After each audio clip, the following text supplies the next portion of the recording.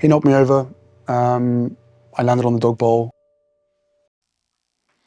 This one's wife, Harry, got booed. Hello, I'm H.G. Tudor. Harry was in the United Kingdom, and as part of his visit, he attended St. Paul's Cathedral for an Invictus Games anniversary service. I provided you with a video clip which showed him turning up at an earlier meeting, surrounded by hordes of invisible people, pursued by non-existent paparazzi, with flashbulbs not going off. He was lucky to escape with his life as a consequence of this rampaging group of nobodies. The fact was that all of his complaints in relation to security were ill-founded, as he swooped in his 4x4, a gate being opened, and there were a couple of members of the public who didn't even look in his direction.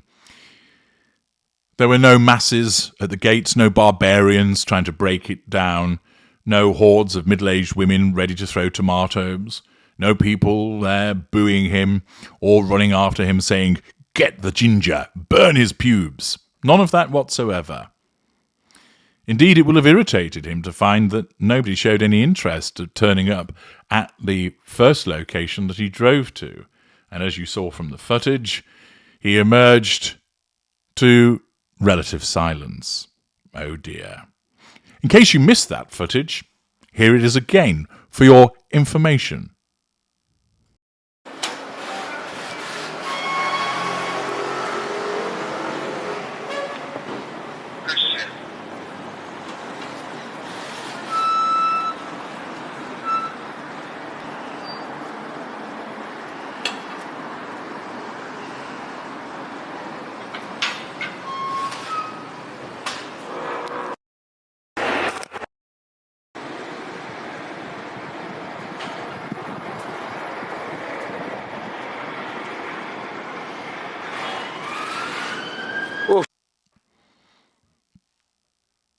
Thus you have seen that at that first event, nobody turned up.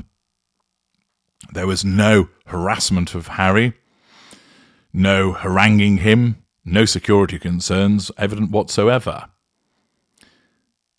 He then headed on later to St. Paul's Cathedral for the appropriate service in relation to the Invictus anniversary. And there was a crowd. All stood patiently and well-behaved behind barriers. As his 4x4 swept in, nobody leapt over the barrier to run up to him and taser him in the pods. Nobody vaulted the barrier to try and grapple him to the ground and tickle his ginger nuts. No. There wasn't the case of hordes of demented individuals surging at him like flesh-eating zombies, causing him to issue a shrill shriek and run into the church and seek sanctuary. None of that whatsoever. It was most likely a crowd of tourists who were there looking at St. Paul's Cathedral and realised that something unusual was happening because barriers had been set up, and then word got round that the Prince of Pink Pancakes was coming. And thus he duly arrived. And there are two pieces of footage that have become available, shot from different sections of the square outside the cathedral, which give you a flavour of what happened. Let's have a look at that footage.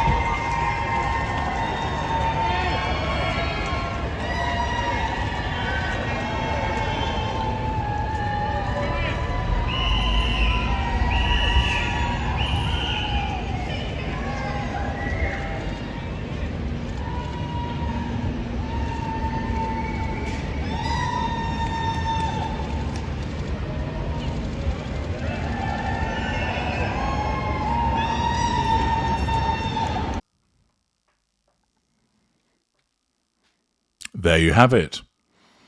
So in the first piece of footage, you can hear a very determined booing issue towards Harry by one particular individual. There were cheers for him. They weren't particularly overwhelmingly loud, but they were discernible. There was a degree of polite applause, and as I said, most people that would be there would be tourists who would just be excited to see a member of the royal family, albeit the errant prince, and therefore aren't going to lose their shit about it. It's also the case, however, that there weren't legions of sugars there to make a huge amount of noise in support of the Ginger Prince, demonstrating that when push comes to shove, they're just as lazy as his handler. But you could hear some cheering for him and a very clear booing from an individual who was evidently stood quite close to the camera. Now, it's likely to be the case that the sugars would suggest, oh, that's been added afterwards. There was no booing at the event, something that they tried to do when this one's wife and Harry turned up at the service of booing at St. Paul's Cathedral previously.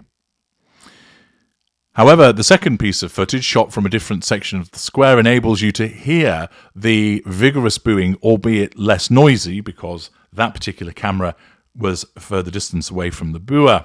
But there it was again. It's difficult to determine whether Harry actually heard the booing.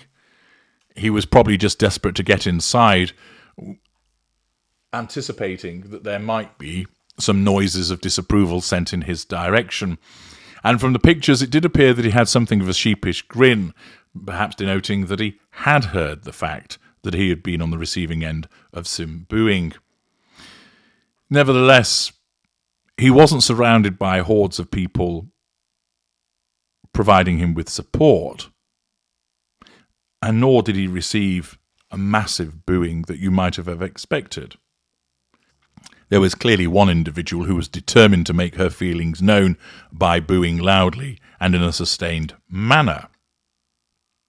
But the overall impression one gains from it is basically polite cheering, as in, oh yes, there's a member of the royal family, hurrah, hip hip hurrah, and a little bit of polite applause, rather than there being any real enthusiasm in terms of supporting him or expressing disapproval, which is interesting because it shows that for the most part, people aren't that interested, that they're not moved to want to go and cheer him on, that they're not moved to want to go and support him, which is indicative of his waning celebrity and popularity.